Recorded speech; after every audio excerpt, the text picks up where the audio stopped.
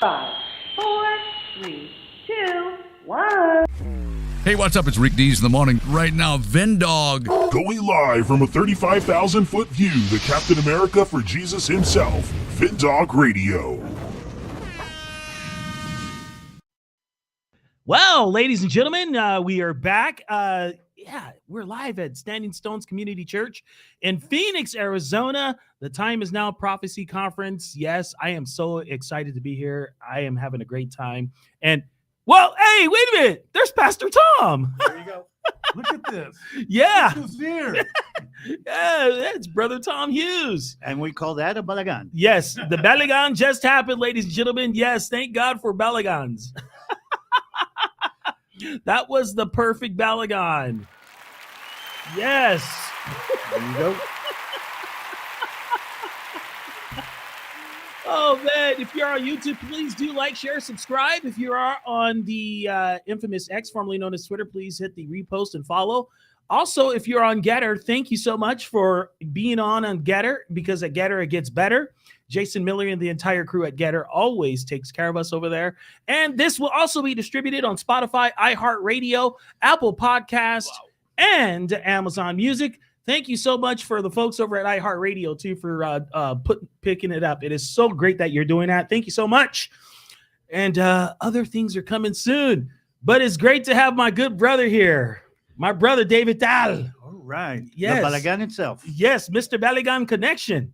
Yes, and there's a lot of balagans going on right now. Well, first of all, we need to explain what a balagan is. Yes. Mix up, mess up, everything that doesn't go according to plan. Mm-hmm. What's happening in the world is one big balagan. Yeah, it's one big mess up. Kind of like a traffic jam. Traffic jams are a balagan. Yeah. Missiles from Iran are a balagan. Or what's left on the floor of my son's room is a balagan. or things coming out of the Erdogan camp is a balagan too. Oh yeah. And we're in it. Yeah, the balagan is getting bigger as we speak. Mm-hmm. So I know you talked about this with our buddy James, my fellow loud brother. Yes. How about those 3 people that got let go that were pro-Israel in the Trump cabinet? Did you hear about that? Yes, and I think there's a whole dynamic of the Trump cabinet moving, I think, to a little bit of an anti-Israel, maybe not an anti-Israel, but a less pro-Israel kind of direction. So that is something we're seeing that in a couple of different places, and you can see the lack of their influence on the administration's decisions right now. Mm-hmm. And I think Trump has moved into, okay, I want the peace, I want the quiet, I want no balagan, and hopefully I'm going to get my Nobel Peace Prize at the end of this process. So he's letting go of the people who are pro-Israel and letting in the people who are pro-Turkey, Iran, Saudi Arabia, and I'm not sure that's good for us. No. And he's all about that 2-state solution thing too. I thought that was dead. I don't know. I'm not sure how anybody is going to be able to pull together this 2-state solution. And here's the problem. I don't think anybody in Israel is willing to live with this 2-state solution today. Mm-hmm. What we learned on what I'm going to call 10-7, okay, just 9/11. We have 10-7. What happened on 10-7 has proven to most Israelis that even if we do try to reach out to them, if we do hand over territory to them, it'll become a base to attack us from. Right. And more Israelis. I mean, the 2-state solution is not acceptable in most Israelis right now. I don't see a political dynamic in Israel that would support a 2-state solution today.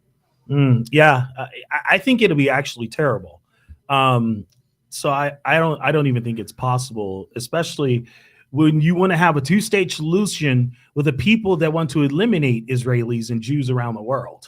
I think we're starting to understand now that the problem that the Palestinians have is not that they want a country, they don't want Israel to have a country. Right. And I don't think, they were offered a 2-state solution again and again and again. I don't know if you know, but 1937, 1947, after the War of Independence, they were offered a 2-state solution.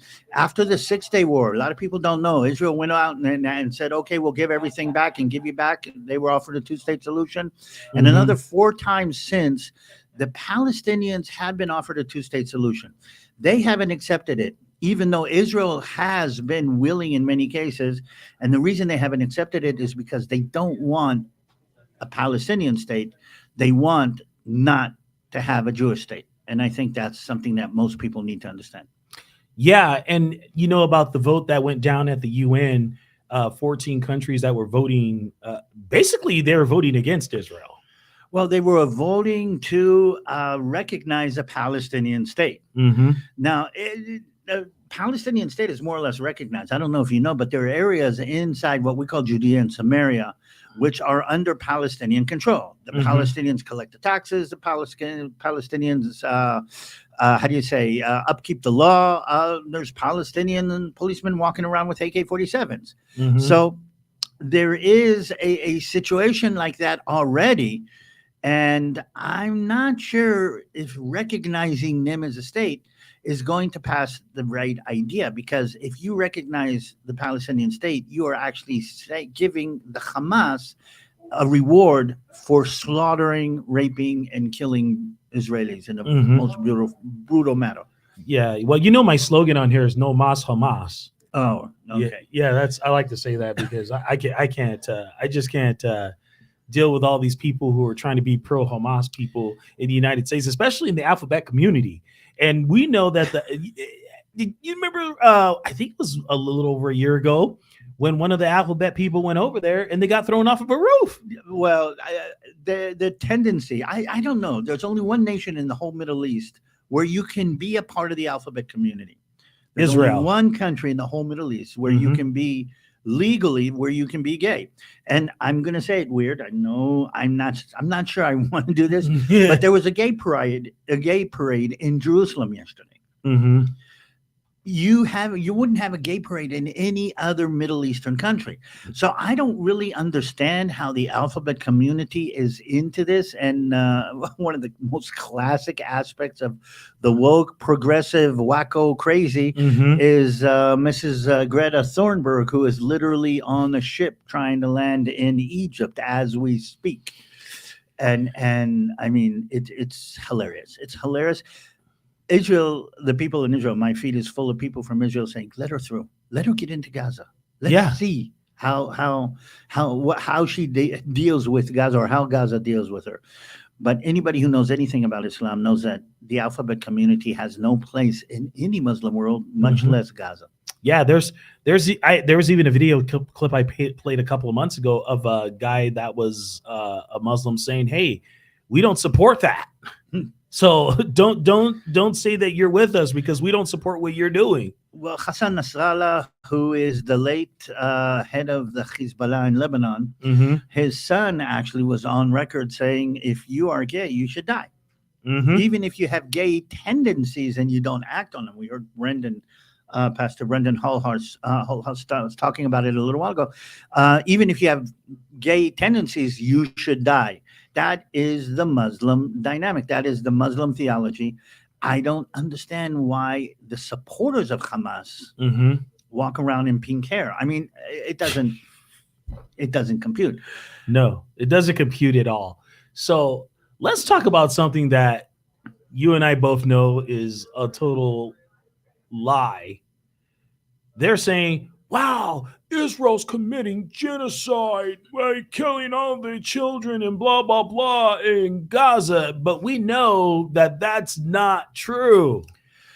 So one of the things I really like is the people who have no understanding, no knowledge, and no experience, okay, talking like they are relatively knowledgeable. And again, I've been in Gaza. I've been in Gaza on the ground. I've been in Gaza in a tank. And no, Israel does not kill civilians. Nope. By definition. You take an oath. Oath, yeah. You take an oath in basic training where you swear to use your weapon in what we call a pure manner. Now, that being said, civilians are never targeted, but civilians do get harmed in battle. Yes. So if I'm, well, I'll tell you a story about what happened to me. Okay. And this is very clear. driving down the road in Jenin, Second Intifada. We were in Jenin taking care of a problem with, they were building suicide bombs in the refugee camps in Jenin, putting them on people and sending them into to Jerusalem and blowing up buses. A couple hundred Israelis were killed during the Second Intifada. So me and my men, we're on tanks and we're clearing out the areas where we think that the bomb factories are. And somebody shoots at me from a second-story window on a tank. And I kind of ridiculous because, again, a tank is called a tank because, you know. So I turn around and I see somebody emptying a AK-47 magazine from the second-story window on the tank. And I kind of half smirked about this. I mean, what are you? An idiot? Right. Well, I swerved the main gun of the tank. There's a high explosive round in the main gun, and I was about to shoot a round into that window where he is shooting from. Because again, according to rules of law, if he's shooting at me, I can shoot at him. Nobody says I can't do it with a bigger gun. So he's ducked away and he's run away. And while God, I just. Sometimes these are the kind of miracles that people don't really realize that God has his fingers in things. I've got the heat round in the gun. The safety is off. Got a little red trigger on my joystick that all I have to do is press. The gun is actually aimed at the window. He's disappeared, but a 10-year-old child stands up in the window with a white piece of cloth and waves me off. Wow. In the same window. I mean, that kid, I found out later it was 10. He was a kid. That kid is looking down the barrel of a 105 millimeter main gun on a tank. And he goes with his fingers. He said, the guy who is shooting, he's gone. He's gone. So I freak off. Slowly and carefully turn the gun away from the window, not to make a mistake, and tell the loader to put the safety on. And I send the infantry in to, find out what happened. And the infantry sergeant comes out with a family of 6 people. Mom, dad, a couple of kids, and one grandma. And they're yelling in Arabic and screaming and crying and all distraught, and I don't know Arabic, so I bring somebody over who knows Arabic. And it turns out that they were hiding in the back of their house, literally in the back.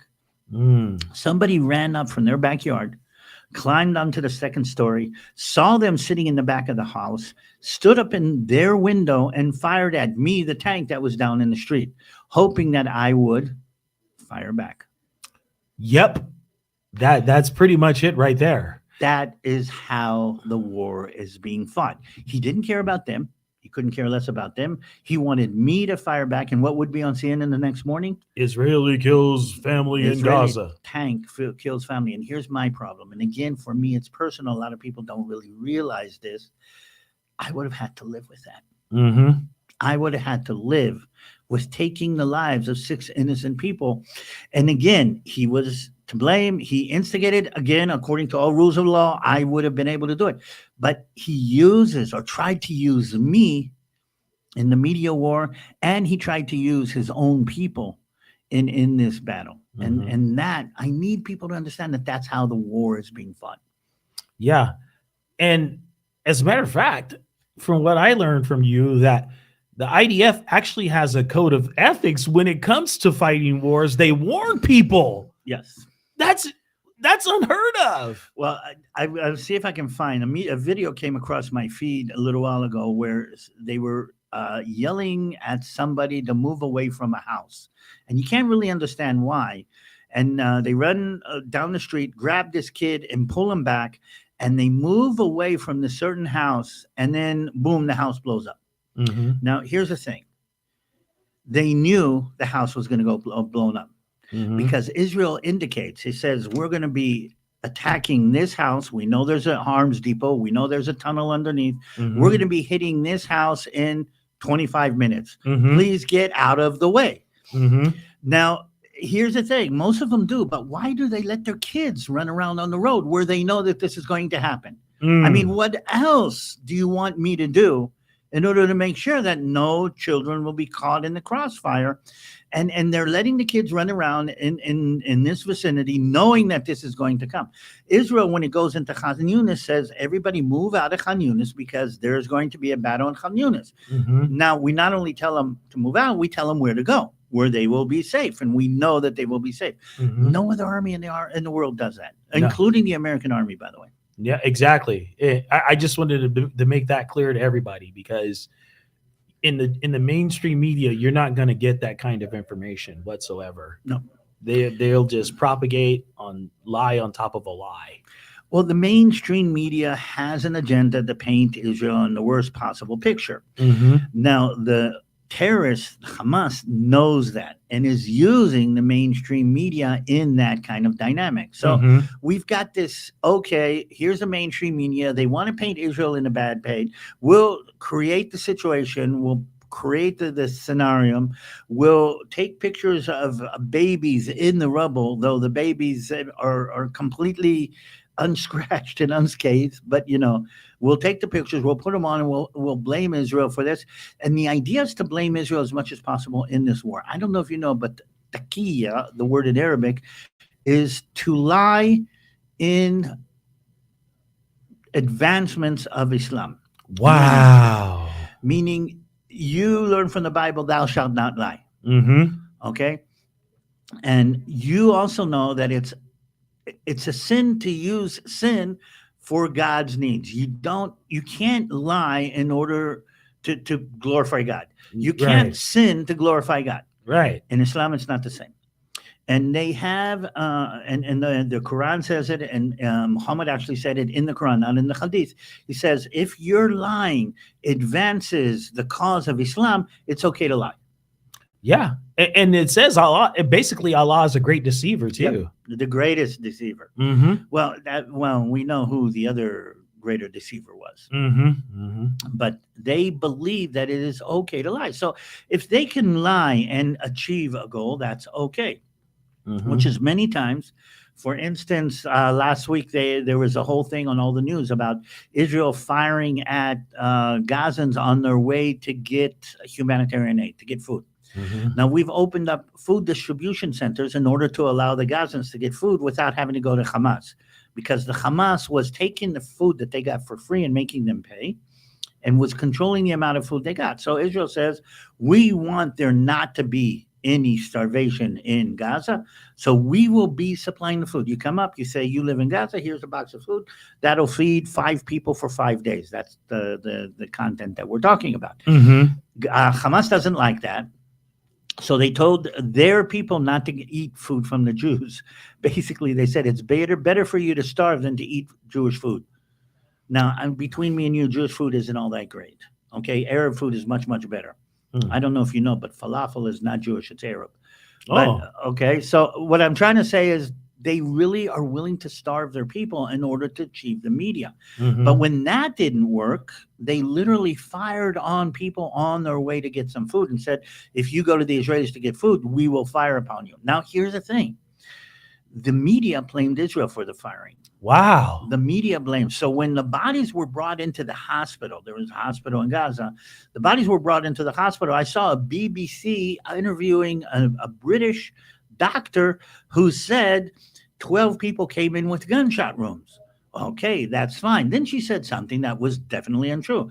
Israel actually caused these people to be shot, which was untrue. Now, the truth is 12 people were brought in with gunshot wounds. Mm-hmm. The deception is Israel didn't do it. The Hamas did it. Exactly. But the world bought into the deception. Mm-hmm. Yeah. And so when I tell people that Israel didn't do something, they're like, what are you're just advocating for them? I'm like, dude, I'm just telling the truth, and I love Israel. So yeah, of course it's kind of the truth. And I am advocating for them. Yes. I'm advocating the truth. Well, I love Israel. And Yeah. I advocate for Israel, but I've got something else under my belt. I've got 40 years in the Israeli military. Mm-hmm. We don't shoot civilians. We don't. Exactly. Now, don't get me wrong. Civilians are hurt. And we will tell people, move out of this area. And I don't know if you've ever heard of the term repressive fire, where you look at somewhere that you're afraid that you're going to be fired on, and you will put a round into an area just to make sure that that's not a threat. Right. But we don't do that until we tell the people to move out of the area. Oh, wow. And again, all repressive fire is totally legal in rules of battle. And again, everybody's done it, including the United States in Mosul, in the wars in Iraq, and different wars along the way. So what I'm trying to say is we fight in the most humane, in the most legal, and the most clean way possible. But the enemy has turned our, lack of a better word, our kind hearts and our moral dynamic into ammunition to use against us. And that's the way the deceiver wages war.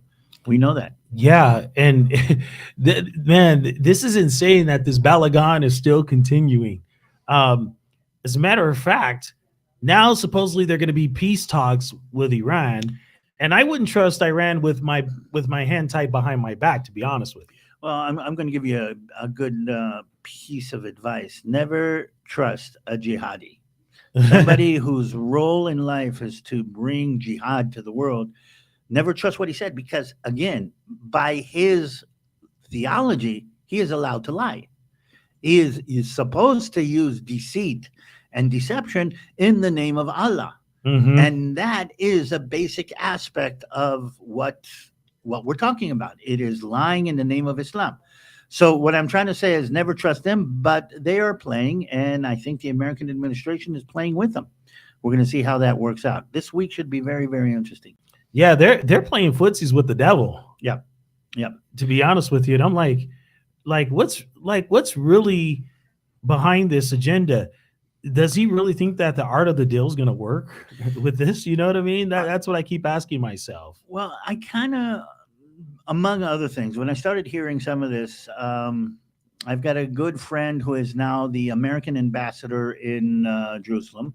His name is Mike Huckabee. I call him Ambassador Mike Huckabee. Oh, man, he loves Israel too. And he loves Israel. But me and Mike Huckabee are good friends. I've talked to him. I've been on his bus. He's been on my bus many times. I know him, the family. So when I started seeing where President Trump was going, I sent him a text message, and I said, Mike, what's going on? And he says, don't believe everything you hear. President Trump is behind Israel. And he will make a deal with Iran, but only if he believes that at the end of this deal, it will be a way for him to secure that Israel will not be threatened by Iran. And I said, Mike, I mean, me and you have been in the old city of Jerusalem. We've had these kind of negotiations with the Arab shopkeepers all our lives. You never trust what they say. He says, believe me, Trump knows that.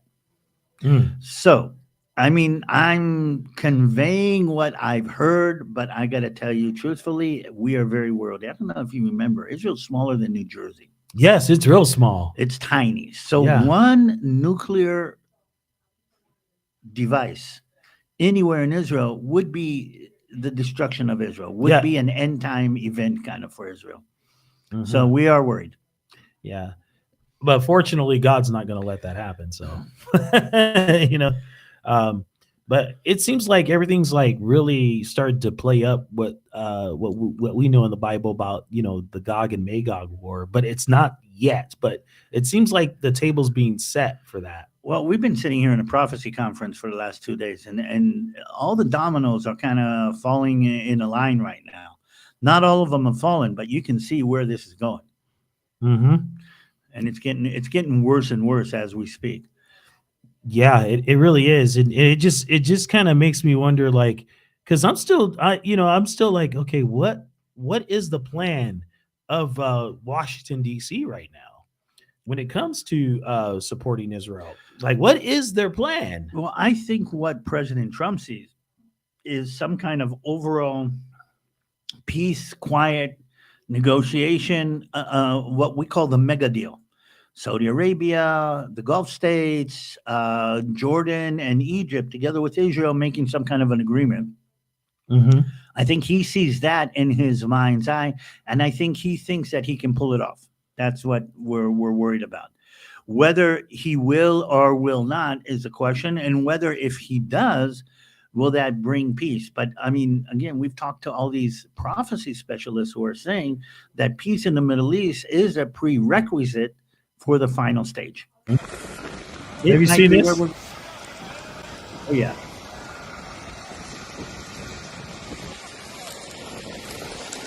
How old is it? It's a few weeks old, but I just wanted to play this because some people haven't seen it. Okay, so here's the idea. I mean, we're now in Arizona. It's 100 and something outside, and it's really, really dry. Parts of Israel right now are around 100 degrees, and it's really, really dry. So the enemy knows that. We have a problem with natural fires, but if you help the natural fires off a little bit, and we know that Palestinians have been going around in different places and lighting the forest. And here's a weird thing a lot of people don't know. Israel is one of the few nations in the world that has, how do you say, negative yearly deforestation. So that means that we plant trees with a vengeance in this country. We have a holiday where everybody in school goes out to the side of the hill with a little seedling, digs a hole, and plants a tree. And we've been planting trees for the last, I'm going to say, 70 years.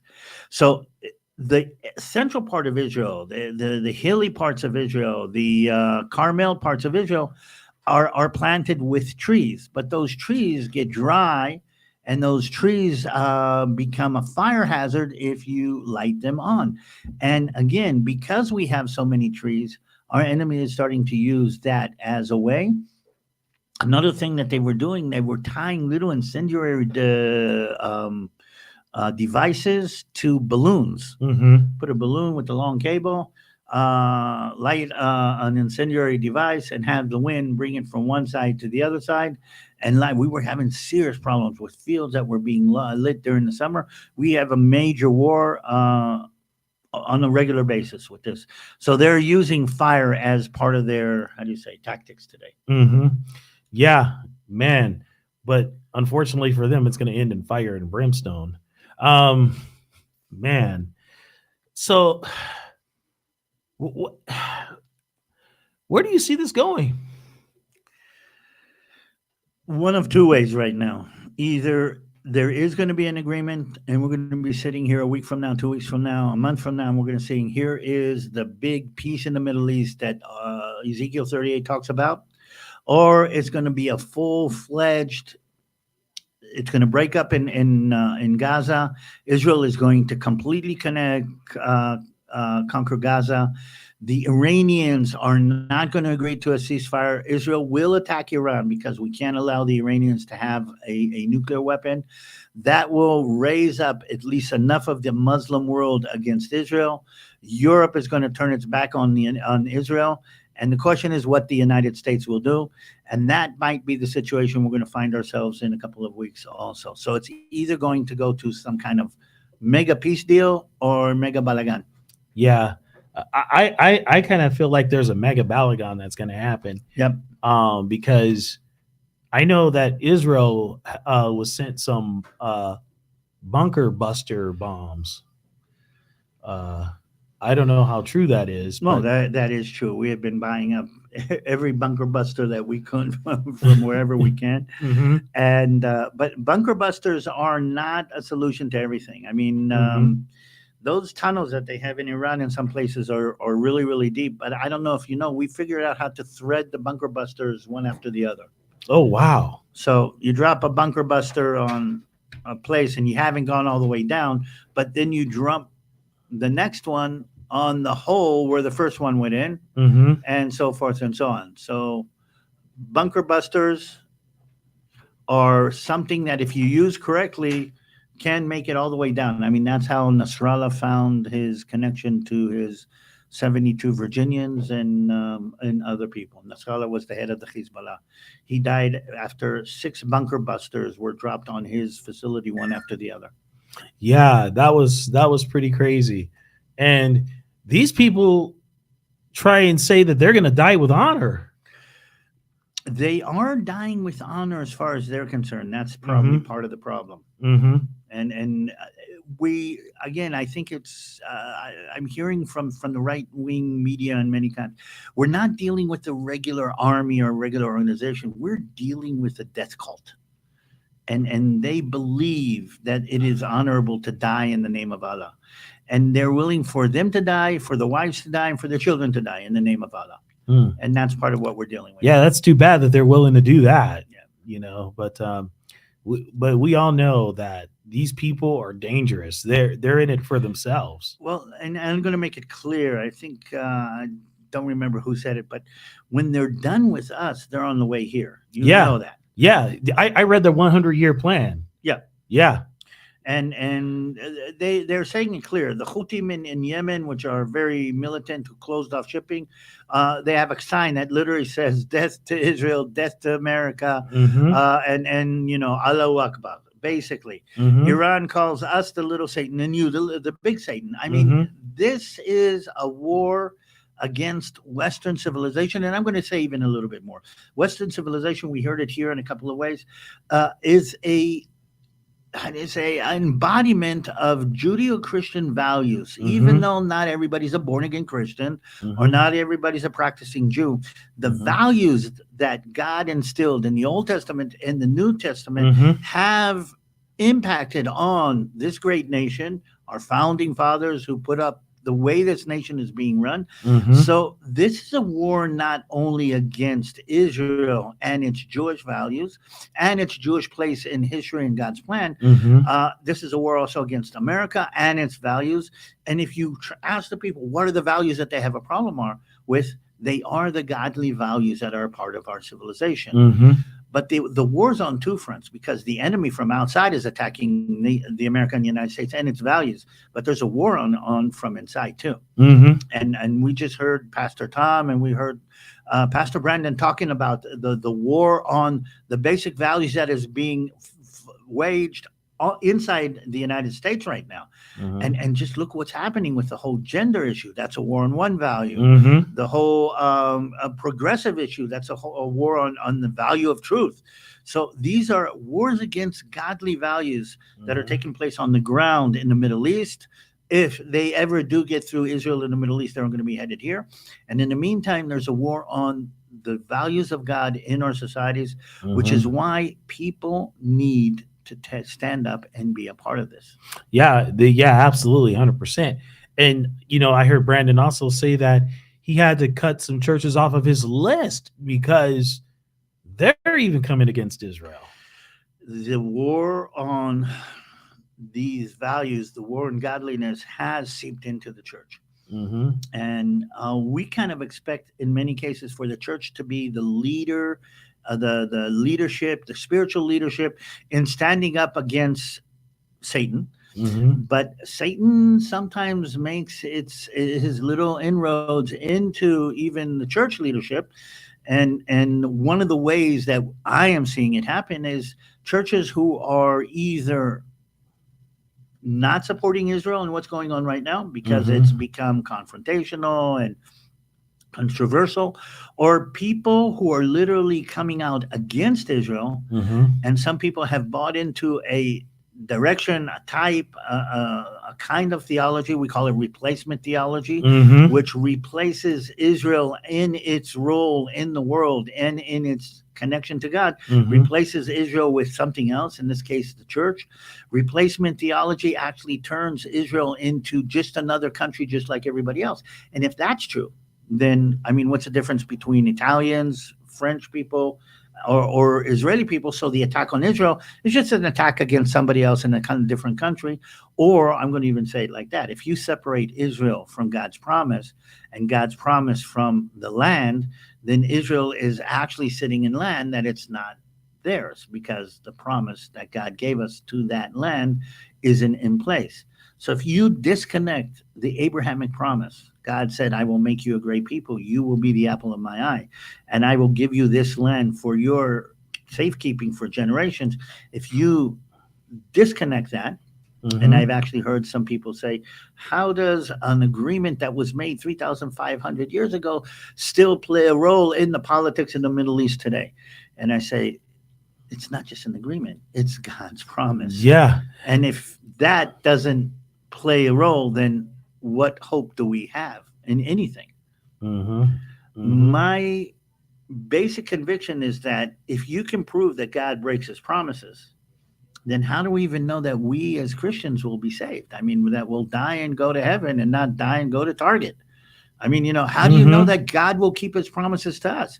So Satan, in order to shake up our connection to God, will shake up the fact that you can't really trust God. I mean, look what he's doing. Look what he's done to the Jewish people. You read you read that God made a promise to the Jewish people, and now there are the enemies of the world. So how can you trust a God that will not keep its promises.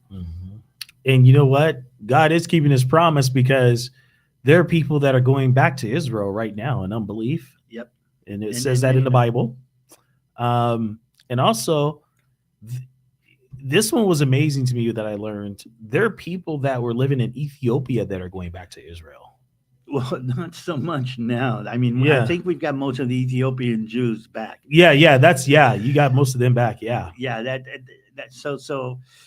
when Ethiopia turned on its Jews, one of the things that Israel did, we called it the Magic Carpet Project, which literally went down to Ethiopia and flew the Jews in El Al airplanes from Ethiopia all the way back to Israel. So the Ethiopian Jews have been brought back to Israel. So the vast majority of them. There are some sects of Judaism that we're still talking about, that we're still trying to get out. But yes, we have a whole. So most of the Jews left from the Middle East into Europe and to the to Europe and to the Northern Africa area. But there's a whole group of Jews both in Yemen and in Ethiopia that many believe are descendants from the Queen of Sheba and her connection to the Jewish Solomon, nation. huh? Solomon, way back then. Yeah. And so there was a Jewish community in Yemen for a long time, and in Ethiopia. There are no Jews, almost no Jews no more in Ethiopia or Yemen today. By the way, a quick question that connects to all of this is that there were large Jewish communities in most of the Middle Eastern nations. In Egypt, in Lebanon, Tunisia, Iraq, Iran, all had large Jewish communities that were kicked out of their homes, that were ethnically cleansed from their homes of hundreds of years with the rebirth of Israel in 1948. So by 1952, all the Jews in the whole Middle East had been kicked out of their Middle Eastern countries. Nobody talks about that. Nobody talks about Jewish refugees. Nobody talks about Jews that were ethnically cleansed from their homes. Yeah, nobody talks about that. And, unfortunately, that's happening here. Yep. I see it. It's happening every single day. Well, what's happening here is a huge surge in anti-Semitism. And what has us as Israelis or as Jews worried is not so much the surge in anti-Semitism. We're not surprised about anti-Semitism. We're Jewish. We've suffered anti-Semitism for thousands of years, literally for thousands of years. Yeah, I remember the saying that you told me that you guys have after every attack. Well, yeah. Well, Jewish holidays, I think I've said. You know what a Jewish holiday is? The classic joke. Yeah, they kill us. They try to kill us. Now let's eat. Yep. And basically, when you think about Passover, it's the Egyptians tried to kill us, and we have a big meal. And Purim, it's the Iranians or the Persians, they're called today, or back then, tried to kill us. We have a big meal. So we're used to people wanting to kill us. We're not surprised at that. What we're surprised is good people, smart people, Bible reading people who believe the lies. Yeah, that's what boggles my mind. Why do normal Bible reading, law abiding, God loving people who should know better buy into the lies about the Jews committing genocide? I mean, and or how do they separate? For instance, I'm hearing something really, really weird lately. Is anti-Zionism is not anti-Semitism. I'm not against Jews, I'm against Israel. I'm not against Jews. I'm just against Israel living in its land. By the way, the land is called Zion. So when we believe that Jews should live in the land that God promised them, meaning the chosen people live in the promised land, that is Zionism. Yep. If you're a Bible reading person, you're a Zionist. You cannot be anti-Zionist and be a Christian at the same time. It doesn't work. Whoa, we said that at the same time. Yes. It just doesn't work. No, it can't work whatsoever. Oh man, it's just beyond me. I was just having to talk with some family a couple weeks ago, and I'm like, man, it feels like we're at the point to where it's gonna get so crazy to where we're gonna have to hide some Jewish families. Oh, that's scary. That's goosebumps scary in ways that we don't know. I'm going to say there's a difference though, and maybe again this will tie into the biblical story. The difference between today and 1938, 1939, Europe, the whole Anna Frank story in Mhm. in Holland. If you go that way, Yeah. the main difference is that today there's an Israel, Yes, that's true.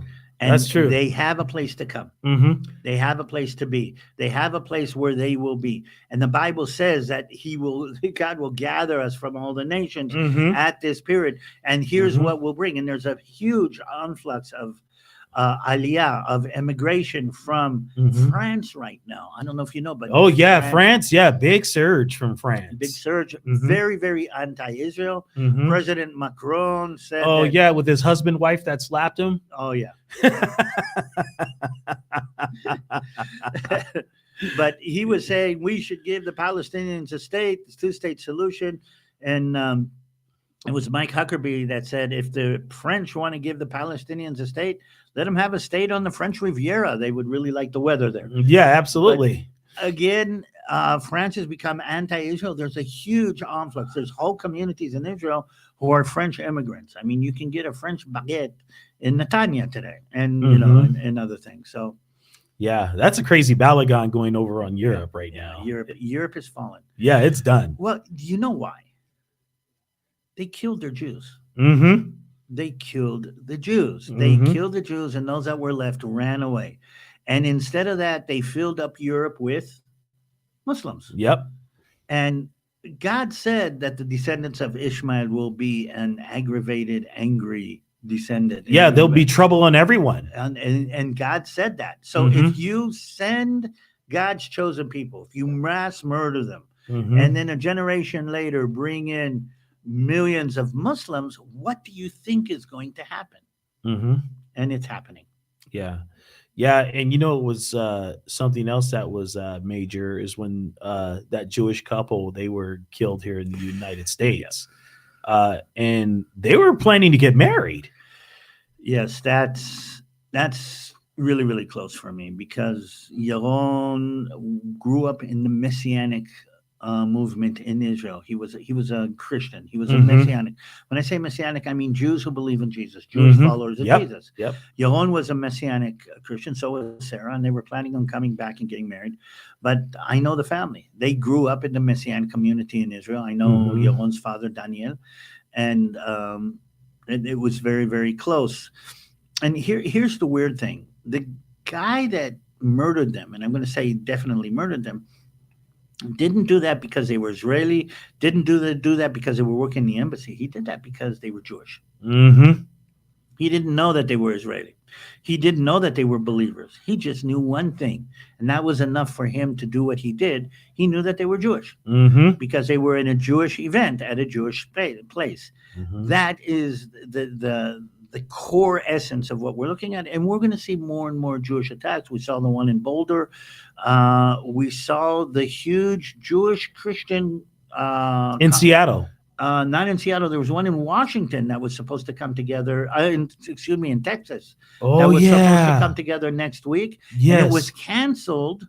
It was canceled because the Palestinians threatened, or the jihadis in America threatened, and they said, we can't secure this. The threat of violence becomes so bad that we can't even secure and have a Jewish Christian conference where people come together to celebrate their connection. Mm. And that's becoming a problem. Yeah, that's a huge problem. I wouldn't have canceled it. I would say let's go ahead with it and have the best security possible, Well, especially in Texas. Yeah, well, we were wondering why Texas, but again, this is how the devil kind of manages to achieve what he wants to achieve. Put the fear in people. Yep. And that's what's happening right now, David. There's a lot of fear in people. Yes, there is definitely. And that's why people are backing down. You know, I get the emails all the time just because, and I'm like, keep on sending them. I love them. Thank you. That means I'm doing my job. Oh man, yeah, it's getting crazy out here, man. I am just like, wow, I never thought I'd be a part of such a Balagan like this. All right. Which reminds me, Balagan Connection, it's on the shirt. Yes, please support the Balagan Connection. He Yep. has a YouTube channel. I know the moderators put it in the chat. Yep. Thank you, my managing moderator right there. He took care of it. Balagan Connection, check it out. I put stuff up on a regular basis if you want to find out how and what's connected. So Okay. YouTube and Instagram. Yep, Insta scam. Mm-hmm. And if you want to support what's going on in Israel, Gihon Springs, we right? have we have a mission. Gihon Springs, by the way, it's the body of water that kind of bubbles out from underneath the Mount Moriah. So if you want to support us in helping people in Israel on the ground, Yeah, you can grab one of these Gihon Springs shirts. check out gihonsprings.com right there. Yeah. Right there. There, that's the logo, gihonsprings.com. Gihon Springs literally means the spring of Gihon, the gushing springs. Check it out. We are now in the middle of organizing a widow's retreat for widows of soldiers who have fallen in the war. We're organizing a retreat for them to spend a nice weekend in a nice hotel. If you want to be a part of that, we're organizing special tactical backpacks for a paratrooper unit right now. Oh, nice. So these are what we're doing right now physically on the ground. Another one is a center that is actually breeding, training, and connecting service dogs Oh, wow. for people who came out of the war, both soldiers and civilians, because we have a large amount of civilians with PTSD Yeah. after this last war. As a matter of fact, I interviewed a young lady who lived in Israel at the time. I think it was in the early 2000s when Hezbollah was dumping all the rockets into Israel, and she suffers from PTSD. She lives in Northern California, and I've had her on, and she's talked about that. Yeah. So we're having a serious, we're a country under PTSD, which is, Israel is second to none. We were talking about Veterans Day. I was talking to somebody who was a veteran here yesterday, I think it was. And what's weird, because we don't have a Veterans Day in Israel. Everybody's a veteran. Yeah, everybody, every single person. Every single person in Israel, man and women, have served in the military. We buy our country with our service. And that's something that, and it changes a little bit of the dynamic. I think that's one of the reasons Israel is on a spiritual level, on a social level, and a little bit of a different place from most Americans. We appreciate our country, I think, more than most Americans. It's ludicrous to see Americans standing up and saying, down with America and burning American flags. I mean, I don't understand that. And if you're going to do that, why are you living here? Exactly. If you don't like America, leave. So, nobody's holding you back. But what I like about what the Trump administration is doing is saying, okay, if you are not an American citizen, which means we don't have the obligation, if you are on a student visa, for instance, and you've said that you've come to study at Columbia University and learn how to be a more educated person, but you are propagating and supporting a terrorist organization, then you are not fulfilling your visa. Off you go. And it turns out that the guy who actually pulled off the attack in Boulder, Colorado, was an illegal alien. I mean, he was here on a visa for 3 months, but he overstayed his visa. And now we realize that he came in with a mission. But here's the weird part. What about his family? And there's a whole discussion about his family right now, who also overstayed their visa. They're illegally here in the United States. Yeah. And the Trump administration, somebody said ICE wants to deport them, but now all of the leftists are lining up and saying, no, don't deport them. It's not fair. They didn't do anything. And wow. Okay, being here illegally is not committing a crime, I guess. Well, it's called illegal. I mean, it's not legal. I mean, but that's the absurdity of what's going on now in our world. And we've heard some really good examples. I mean, we're turning into a different kind of country. And again, it seems that if we don't do something, we're going to lose what we need. Yeah. And the sad thing that happened in Boulder, the lady that was attacked, she was a Holocaust survivor. Yeah. That really got me. So she survives the Holocaust. She moves to America, makes a family, makes a life, and loses her life to a crazy Egyptian yelling "Free Palestine." Absolutely. And how do you kind of tie that together? I can't even stomach it. Mm. Yeah. It just made me sick. Yep. I'm like, really? It's come to this? And that guy came in illegally under brain dead Biden's administration. Yes. Yeah. And overstayed his welcome. So, what's now? What's next? Yeah. What is next? I don't know. I just don't. I don't see this plan. I don't see this panning out well for anybody who's coming against Israel right now. I really don't see it. I don't see a lot of countries around the world standing with Israel, and I think it's going to be like I told you yesterday. It's to a point to where Israel's probably going to have to tell the rest of the world, "Hey, we're going to do what we have to do to protect our people, and you guys can go and pound sand." Well, later on, then when we see the whole world turning against Israel, we're going to know why that's happening. That's part of the dynamic that we're looking at. But I'm going to say this, and this is something for all of us all of you who are listening and watching. Israel, Israelis, Jews need your support right now. If you know Israelis, if you know Jews, reach out. Be a counterweight to all the hate that we are getting and receiving.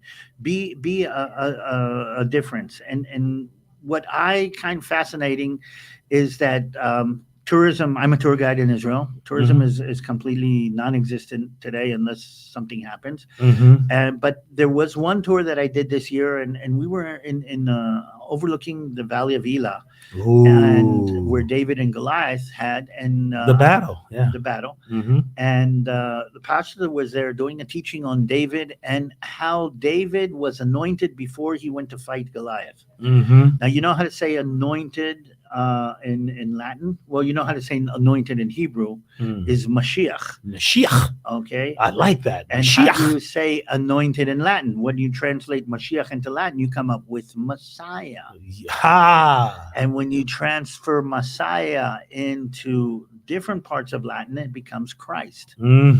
So David, okay, was the anointed one when he went to fight against Goliath at the Valley of Elah. So we're sitting over the Valley of Elah and kind of making this connection between David, anointed, Messiah, Jesus, and Christ. And two young Israelis were sitting there, and since that was the only place with shade, okay, they sat with us to hear this whole lesson. And he turns to me in Hebrew and he says, "Wait a minute, I didn't know David was connected to Jesus." Yeah. And I said, "Wait a minute, did you understand what we said about Mashiach and Messiah? It is the same thing." And he said, "Wow, that's amazing, but I didn't know he was connected." And really weirdly, Justin, I think Justin was on your show here the other day, my son-in-law. Yeah. Okay. He says, "Wait a minute, I've got something for you." And he pulls out of his backpack a New Testament in Hebrew. And he says to Jonathan, this young Israeli, he says, "Read Matthew chapter 1. Matthew chapter 1 has the genealogy. And the genealogy has this is the father of this, is the father of this. And you come to David. And then you continue in Matthew chapter 1, the genealogy, and this is the father of this and the father of this. And in the end of that genealogy, and so born is Yeshua HaMashiach. Man, David, I tell you, man, you and I are like clicking like this on the same page the whole time. Wow, because it's wow. And just to hear him read it in Hebrew, to read the names in Hebrew, and make the connection between David that was anointed and Jesus, the Messiah, was amazing. So we're in touch with him, and I will go visit him when we go back to Israel. But what I'm trying to say is this. The whole context of what we did on that tree there was based on the fact that why are you guys here now? Why are Christians supporting Israel? Everybody hates us. Here, we're Jews. Everybody hates us. Why are you showing love for Jews? And then the pastor says, because we're followers of Yeshua. And then that opens a whole new door. Wait a minute. We thought Jews, that Yeshua is Christian, and Christians hate Jews. No. And I get to get there and explain, one, that Yeshua is Jewish. he is the Mashiach, he is the Messiah.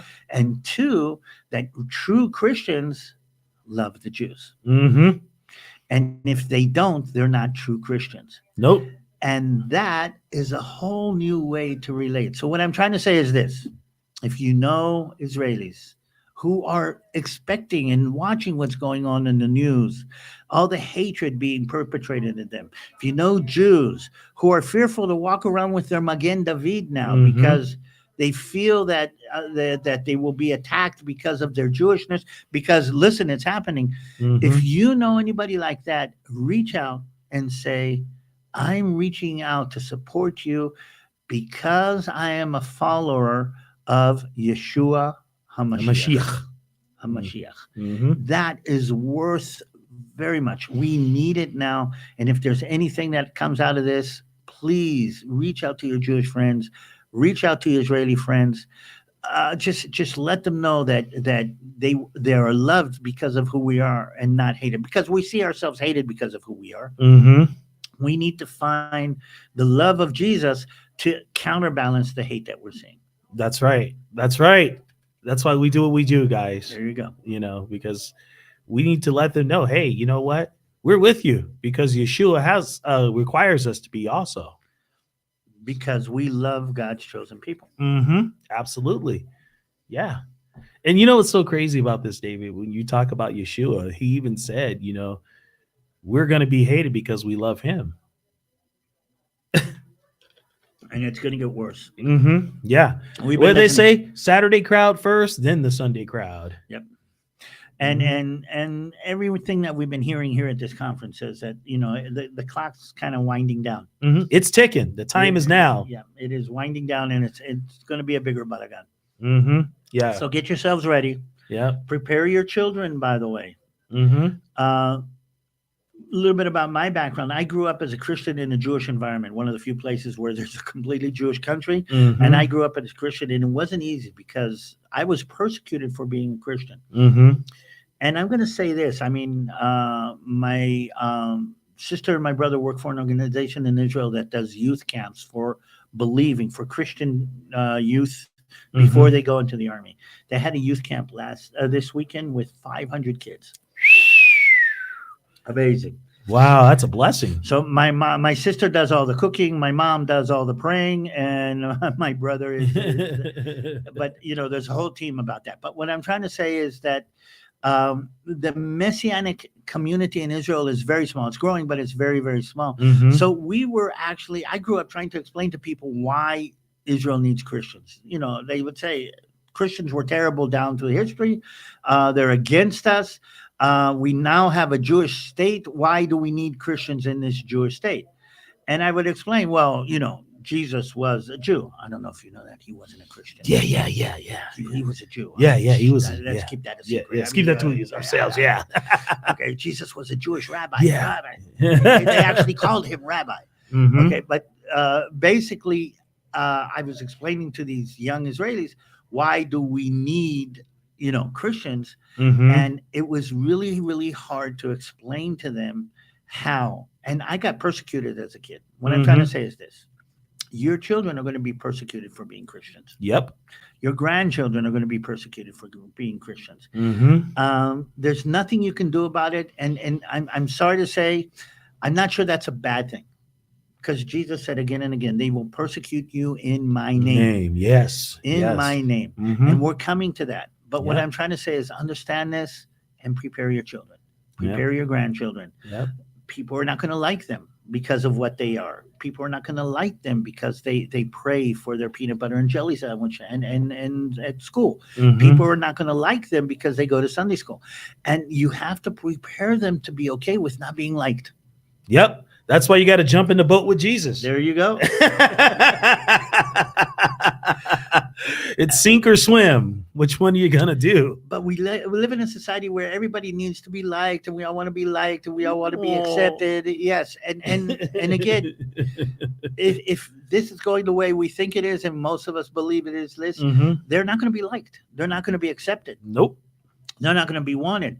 They have to be able to deal with this. And this is something that I keep on stressing to my Christian friends. Prepare your children to be not liked in the name of Jesus. Yep. Thank you to my parents for preparing me for that. They prepared me well. Man, David, you and I, we always have a great time whenever we get together. It's amazing. And it's amazing to have people who want to hear how and what's going on in Israel. Mm-hmm. Yeah. So yeah, that's awesome. I'm stoked about what's coming for the future. Oh, I'm scared. Yeah, but we shouldn't be. Our future is bright. But this is a time to spread the word and to bring as many as you can. And again, I'm going to stress this again and again. Reach out to your Jewish friends. Yes. You reach out to the Israelis. Reach out to people that you know. They need the love of Jesus now more than ever. Yep, they sure do. And on that note, my friend, would you please pray us out, my brother? I will. Avinu shebashamayim, yitkadosh shimcha. Ya'aseh ratzoncha, kmo bashamayim ken ba'aretz. Our Father who is in heaven, hallowed and blessed be your name. And may your will be done like in heaven here today and with all of us. Let all of this run out according to your plan. We pray for the Jewish people. We pray for the people of Israel who are suffering because of what they are and who they are. It is part of our role.